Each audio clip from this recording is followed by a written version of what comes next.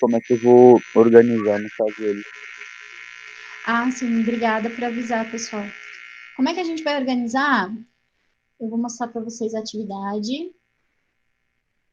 Vou mostrar aqui, por aqui.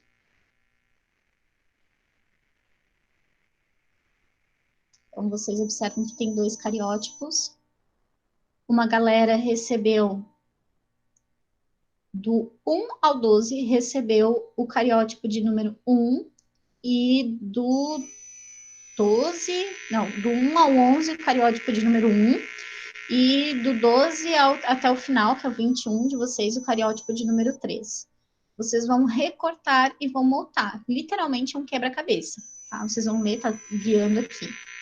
Nessa atividade que vocês têm aqui embaixo, eu deixei salvo no PDF, vocês podem imprimir e recortar. Tá? Esse é o cariótipo de número 1. E ele vem bem dessa forma como vocês estão visualizando. E esse é o cariótipo de número 3. Prof, eu não consigo imprimir.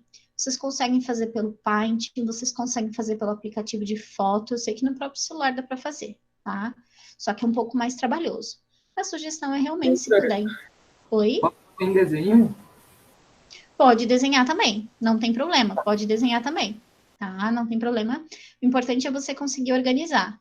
Como é que eu organizo? A gente tem aqui um gabarito. Então, essa é a forma que vocês vão ter que organizar. Só que tem um detalhe.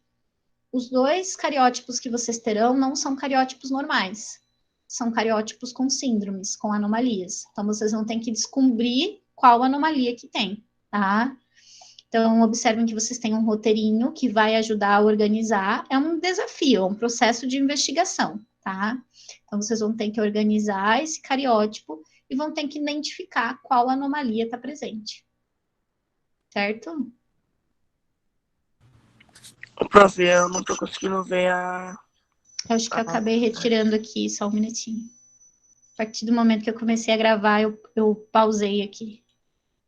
Agora vocês conseguem ver minha tela, tá? Bom. Ok, eu já anoto aqui que a Janine não conseguiu. Tá, vamos lá, eu já explico de novo. Muito bem. Em partes. O que é um cariótipo? O cariótipo é um mapa que a gente consegue extrair da nossa célula quando ela está se dividindo. Então, eu consigo, em um momento específico da divisão celular, parar a divisão celular e observar. Então, eu consigo fazer uma foto. E eu consigo organizar esses cromossomos de acordo com o seu formato, com o seu tamanho, com os seus genes, então com a sua organização. Esses cromossomos estão em pares porque eles são cromossomos homólogos, veio um da mãe e um do pai. Por isso que eles têm que ter o mesmo formato, o mesmo tamanho, a mesma organização. A atividade de vocês, que está lá no plural, ela é dividida da seguinte forma. Então, eu tenho dois grupos, um grupo que vai trabalhar com o cariótipo de número 1 e o grupo que vai trabalhar com o cariótipo de número 2, de número 3, na verdade. Que são as duas principais síndromes que a gente vai trabalhar. Vocês vão precisar desembolar um cariótipo, é um processo investigativo. Como ele é um pouquinho mais trabalhoso, vocês têm até, se eu não me engano, dia 22, chegando no planejamento, 22 de maio, para me entregar. Então, até o fim da semana que vem. Como é que vocês vão montar? Vocês têm um roteirinho, tá, que vai conseguir guiar vocês, e vocês têm os cariótipos. Então, o cariótipo chega para a gente, como cientista mesmo, dessa forma. E vocês podem recortar, que é o ideal, imprimir e recortar. Mas caso você não consiga imprimir e recortar, você pode ir cortando no Paint ou ir cortando no próprio celular, no próprio aplicativo de foto. E você vai reorganizar nele. Prof, tem que ser nessa marca que está aqui? Não necessariamente, tá? Eu coloquei essa página para facilitar a montagem. Então, quem quiser montar por aqui, pode, tá? Quem quiser só montar numa folhinha branca, ou quem quiser montar num arquivo de Word, também pode, tá? Preciso desenhar, prof, porque eu não consigo imprimir. Pode, não tem problema nenhum. Só que você vai ter que desenvolver o teu método. Como é que tu vai fazer para entender o que está faltando aqui, ou o que está sobrando aqui, tá? Então, é importante que você avalie. Eu, quando monto essa atividade, eu sempre monto as atividades antes, eu gosto de fazer pelo gabarito. Tá? Então, eu vou olhando os cromossomos que estão aqui e eu vou identificando, eita, sobrou algum cromossomo, faltou algum cromossomo, tá? Porque os dois cariótipos que vocês têm anomalias, e eu vou mostrar para vocês algumas que são as principais agora, tá? Tranquilo até aqui? Como ficou de dúvida? Deu certo? Tá. Então, vocês podem desenhar também. Ok? Beleza. Por que eu trabalho as anomalias cromossômicas aqui? Porque as anomalias cromossômicas, elas são relacionadas diretamente com a divisão celular. Como eu falei, a divisão celular é um assunto bem complexo, e a gente vai estudar ele lá quando a gente retornar. Por que que eu faço isso? Porque ele tem algumas etapas que a gente precisa memorizar e tem alguns processos que a gente precisa acompanhar com bastante calma. Caso não dê, eu trabalho ele por aqui mesmo. Mas a ideia é conseguir fazer ele em sala de aula. Nós temos dois grandes processos, que é a mitose e a meiose. A mitose, eu pego uma célula mãe, que é diploide, que é 2N, e eu divido em duas novas células que serão diploides. Então, quero chamar a atenção a vocês. Dá uma olhadinha nessa imagem que está aqui ao lado. Observa que os cromossomos estão no formato de X, ou seja, eles foram duplicados. Na hora que ocorreu a divisão, eu separei o X. Então, um lado do X veio para cá, o outro lado do X veio para cá. Conseguem observar isso? A mitose é um processo de divisão celular responsável por fazer crescimento, formação dos indivíduos, alguns tipos de reprodução e também fechar lesões. Então, por exemplo, me cortei, como é que eu vou fechar esse ferimento? Fazendo mitose. Então, as células vão começar a se dividir para fechar esse ferimento. Já a meiose, o próprio nome diz, meiose meio. Então, eu pego uma célula diploide, observem que essa célula duplicou, e eu vou pegar esse material genético e vou dividir ao meio. Observa nessa imagem que a gente tem dois tons de vermelho, um vermelho bem escuro, um roxo, um vermelho mais clarinho e um verde. Observa que eu separei o material genético ao meio. Então, o que era roxo com vermelho mais escuro veio para cá. E o que era vermelho mais claro com verde veio para cá. Nesse momento, eu crio duas novas células com metade do material genético. Ou seja, aqui só tem um grupo de cromossomos e aqui eu só tenho um grupo de cromossomos. Eu faço isso para conseguir produzir os gametas, porque eu não posso mandar 46 cromossomos para o meu filho. Já pensou? 46 mais 46 tem um monte, os cromossomos vão brigar dentro da célula. Então, por isso, eu preciso fazer a divisão celular. Mais uma vez, essa célula ploide vai dividir, dessa vez dividindo no meio o cromossomo, e aí sim formando 4 células. Essas 4 células serão o espermatozoide ou o ovócito secundário, tá? Mas, prof, eu sou mulher, eu produzo 4 ovócitos? Isso quer dizer que eu tenho chance de ter 4 filhos por vez? Não, graças a Deus a biologia é bem organizada. Ela nos permitiu liberar um ovócito secundário e produzir 3 células de apoio, tá? Diferente dos meninos, que produzem 4 espermatozoides por vez, tá? Mas por que a senhora está falando isso? Porque quando ocorre a divisão, pode ocorrer um erro, tanto na mitose quanto na meiose. É claro que o erro de meiose é pior, porque você está formando um indivíduo novo. Então, você pode ter uma síndrome toda vez que tiver um erro na meiose. Então, como é que funciona? Você está dividindo os cromossomos aqui, e em vez de ir 2, vai 3. Ou em vez de vir 2, vai 1.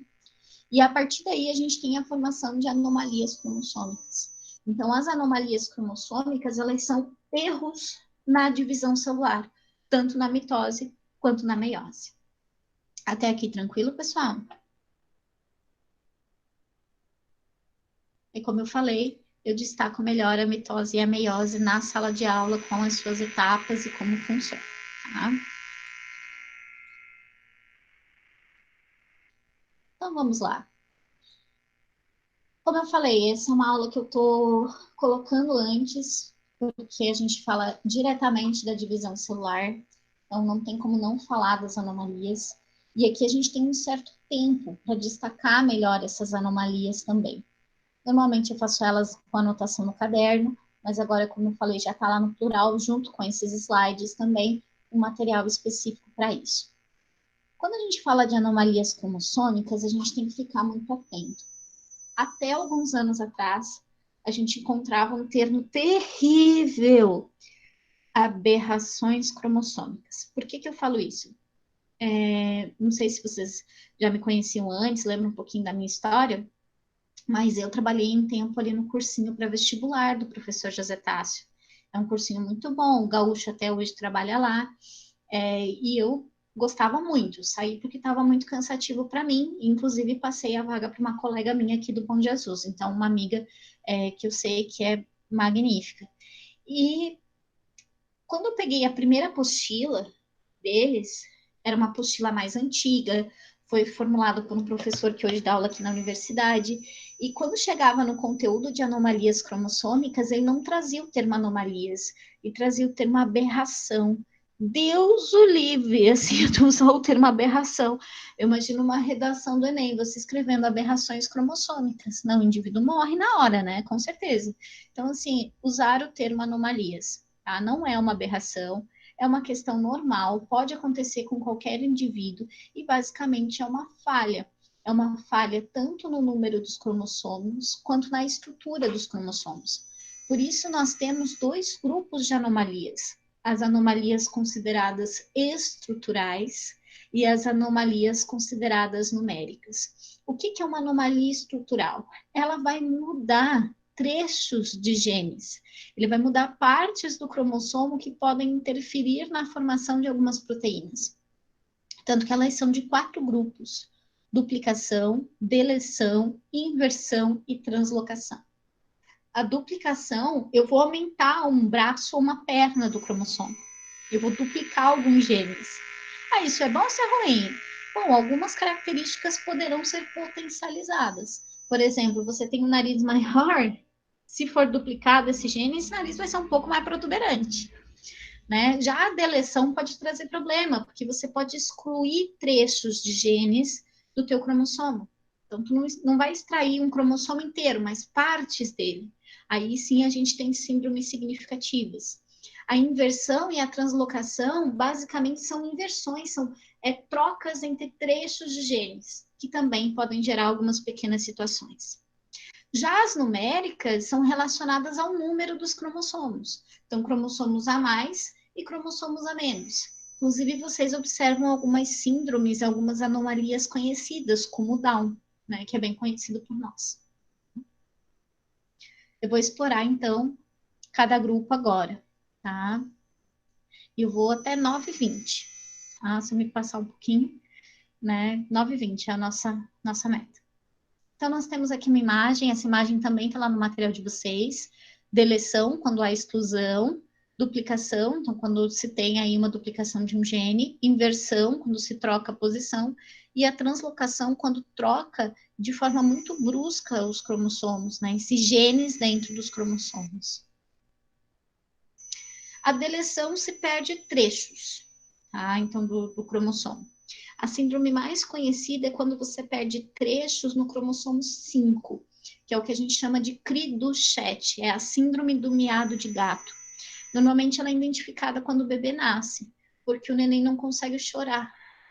Ele tem, a partir do momento que ele tem uma má formação, uma deleção nesse trecho desse gene do cromossomo 5, ele acaba tendo uma má formação na laringe. A laringe é um órgão que possui as cordas vocais, onde tem a passagem de ar, portanto, a passagem do som. Só que o indivíduo não conseguiu formar bem a laringe. Então, quando passa o ar, ele não sai aquele sonzinho de choro de bebê. Ele vai sair um miado de gato. Por isso que chama síndrome do miado de gato. É a Cri-du-Chat. Tá? Essa é a mais conhecida de deleção. De duplicação, você pode ter a Charcot. A Charcot, ela tem esse nome, Marie Tooth, em homenagem aos cientistas, os cientistas que descobriram. É um caso de duplicação no cromossomo 17, em que o indivíduo perde a sensibilidade nas mãos e nos pés. Causa também muito inchaço nas mãos e nos pés. Tá? Então, nós temos anomalias estruturais de deleção, CRI-Duchenne, retirei parte do cromossomo, de duplicação, então, em vez de um gene, foram 2 genes iguais no cromossomo 17, perdendo a sensibilidade dos pés e nas mãos. No caso da inversão e da translocação, não são muitos efeitos fenotípicos, ou seja, não há muitas situações que aparecem. Na inversão, uma das situações que podem ocorrer são casos de hemofilia. Só que a hemofilia também é uma característica genética que pode ocorrer de acordo com os cruzamentos genéticos que a gente vê lá no terceirão. A hemofilia é a falta de coagulação no sangue. Nesse caso, ela é um pouco mais branda, então o indivíduo pode ter dificuldades, mas que consegue controlar com um certo tempo. Tá? Então, vai ter dificuldades para coagulação, mas não vai chegar a morrer de hemorragia, como ocorre normalmente em indivíduos que têm essa condição genética. Se não fazer uso de um anticoagulante, acaba tendo problemas, né? Então, você precisa fazer uso de medicamentos, né, para conseguir manter a coagulação do sangue funcionando. Não é anticoagulante, né, gente? Perdão pela colocação. Já as anomalias numéricas ocorrem justamente pela inserção ou de número de cromossomo a mais ou de cromossomo a menos, tá? Ele pode ocorrer tanto na mitose quanto na meiose. Tá? A gente chama ou de aneuploidia, sendo a aneuploidia a mais comum a poliploidia. Poliploidia é porque é mais de um cromossomo. Tá? Vou começar pela síndrome de Klinefelter. Essa síndrome é uma das mais conhecidas, porque o indivíduo ele tem um cromossomo a mais nos cromossomos sexuais. Essa imagem que vocês estão vendo aqui ao lado é um cariótipo. Observem que os cromossomos têm o mesmo tamanho, o mesmo formato, então foi bem organizado. E foi identificado que ele tinha nos cromossomos sexuais 2 cromossomos X e 1 Y. Aqui eu sempre faço uma sugestão. Quando o aluno está começando a entender o que é um cariótipo, você sempre deve olhar quantos cromossomos os pares têm. Então, aqui eu já identifiquei que são 23. E eu identifiquei que os 22 primeiros são autossomos, vi que estão todos aos parzinhos, olha, não tem nenhuma anomalia aqui. E observei, então, que o último, que é o sexual, tem uma anomalia. O indivíduo é X, X, Y. Tá, prof, então é menino ou é menino? Pois ele tem os dois. Pois é. Esse indivíduo é portador da síndrome de Klinefelter, no qual ele vai ter algumas características. A característica física é masculina, só que ele tem alguns problemas também relacionados à questão feminina. Primeiro, o crescimento das mamas, se dá aí ao cromossomo X. Normalmente, esses indivíduos vão ter testículos e o pênis pequeno, atrofiado, tá? Então, o indivíduo vai ser estéril. E ele pode ter alguns outros problemas relacionados a isso. Alguns estão listados aqui, olha, personalidade dócil e calma, atraso na fala, alguns problemas de atenção, desenvolvimento motor, então pode levar um pouco mais tempo para a criança sentar, engatinhar, andar, problemas com leitura, né, músculos mais fracos e as pernas mais longas. Tá? Mas característica visual a gente tem poucas, tá? Então a gente vai ter ali o crescimento das mamas e também os testículos atrofiados e tendência de ser bem pequenos. Tá? E o Down? O Down é mais comum, mais conhecido, justamente pela característica física, a gente consegue identificar uma pessoa com Down com mais facilidade. Observem esse cariótipo, em que a gente tem, então, mais uma vez, os cromossomos aos pares, e quando a gente chega ao cromossomo ao par 21, né, nós temos 3 cromossomos. No caso desse cariótipo, a gente tem um menino com síndrome de Down. Não é a única forma de Down, tá? A gente tem o famoso Down mosaico, que pode ocorrer por falhas estruturais. Mas o Down também, na maioria das vezes, ocorre pelo número, pela trissomia no cromossomo 21. Trissomia porque são 3, tá? A gente tem uma data em que o pessoal trabalha com a conscientização em relação às pessoas com síndrome de Down, que é no dia 21 de março. Então, trissomia no 21, né? Então, 3 no 21. Então, o pessoal costuma trabalhar a conscientização nessa data. quais são as principais características com as pessoas com Down. Eu nunca mais vou esquecer isso. Eu fui em uma palestra uma vez e o palestrante disse assim: quer identificar uma anomalia cromossômica, numérica principalmente, você olha para o rosto do indivíduo. Se você identificar um distanciamento entre os olhos, você pode ter certeza que ele tem alguma anomalia. E é a primeira coisa que a gente observa, que é a ponte nasal plana. Então, você tem aqui, além dessa curvinha não ter, essa curvinha do nariz, ela é achatada, né? Então, o perfil também é achatado do indivíduo. Ele tem pescoço curto, que observe, uma pessoa com Down não tem pescoço, né? O pescoço é curto. A língua é protusa, ela é um pouco mais grossa, né? Então, a gente vai ter também alguns problemas em relação aos pés, às mãos, né? Algumas manchas na íris do olho, né? Algumas questões dentárias. Alguns grupos, nem todos, ficam com a boca entreaberta, né? Então, são características que podem aparecer nas pessoas com síndrome de Down. A aprendizagem, com bastante dedicação e esforço, ela é normal, a pessoa tem uma vida normal. Ela só precisa ter dedicação da família, né? E dos espaços em que frequenta, ter o acolhimento. Mas a pessoa tem uma vida normal. Tá? Até destaco aqui uma modelo internacional com síndrome de Down. Eu vou encerrar minha aula por aqui falando do Turner. Tá? Eu vou encerrar bem no laço, bem no horário combinado. O Turner é uma síndrome característica pela ausência. Até então eu falei de trissomias. Então, tem 3 cromossomos, tem 3 cromossomos. Aqui não. Aqui a gente tem a ausência de um cromossomo inteiro. A síndrome de Turner é conhecida por ser X0. Então, nesse cariótipo, mais uma vez, a gente observa os 23 pares de cromossomos e eu tenho só um cromossomo X, né, e falta um. O que acontece com esse indivíduo? É menina?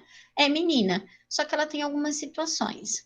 Primeira, os ovários não vão desenvolver, o útero também não vai desenvolver, e acaba que essa menina não vai ter processo de menstruação e não vai conseguir ter gestação, tá? Em alguns casos, não todos, a gente tem os mamilos separados, o tórax largo e a baixa estatura, tá? Alguns poderão ter constrição na aorta, então problemas no coração, o pouco desenvolvimento dos seios também, né? E alguns relatam unhas pequenas, metacarpo curto, deformidade nos cotovelos, mas são situações tão pequenas que não são bem visíveis, assim, você não consegue identificar uma olhada rápida. Para encerrar essa aula, eu vou contar uma história. Tem uma colega aí de São Joaquim que tem uma filha com Turner. E eu sou curiosa, metida, né? E eu perguntei, porque me chamou a atenção um pequeno distanciamento entre os olhos. E eu perguntei, metida, né? Professora, desculpa, é para dado de conhecimento. A sua filha tem alguma anomalia cromossômica? Imagina, cara de pau mesmo, a minha é maravilhosa. E ela disse, tem. E aí ela me contou, não, ela tem Turner, ela tem a vida normal dela, a gente só sabe que ela não vai ter desenvolvimento ovariano, não vai menstruar, não vai ter formação de seios, mas a aprendizagem é normal, o desenvolvimento é normal. Tanto que eu não identifico nela característica de unhas pequenas, deformidade de cotovelo, essas coisas ela não tem. E ela é uma criança extremamente querida, ela tem o maior e o melhor abraço do mundo. Se eu pudesse, eu abraçaria aquela menina sempre. Uma menina muito carinhosa. Ela tem um abraço, assim, para mim, que eu costumo dizer, é o melhor abraço do mundo. Né? Então, pode aparecer também. Alguém conhece alguém com alguma síndrome? Down, Klinefelter, Turner? Vocês podem contar aí depois, tá? Meus queridos, fechei meu horário, né? Foi um pouquinho mais longa. Eu não terminei, tá? Falta falar de algumas síndromes, então tem ainda para falar para vocês, né? O Patô, o triplo X, e aí a gente encerra o nosso processo.